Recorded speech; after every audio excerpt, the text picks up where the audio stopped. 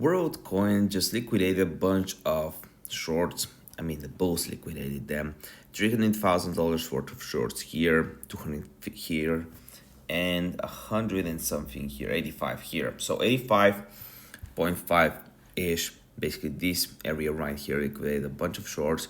We're still waiting for a bigger pump to the 90 cents area where we can take serious positions with good liquidity.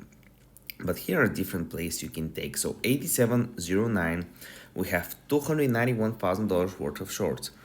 87.09 is basically right here, the area right here.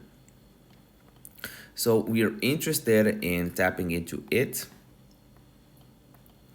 or we're interested in tapping into here to take trades. Short here, long here. This is basically how I'll be trading WLD. I still have a jelly short from this morning and a bunch of other trades.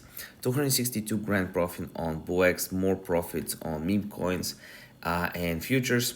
If you want to follow my trades, use the links in the description below. I also have a course which is pretty cheap, 100 bucks. I want to make it super cheap for everyone. If you can't afford it, don't worry, I'll make these price predictions daily. I'll make another WLD video tomorrow, so stay tuned for that. This video is no financial advice. Love with all my heart.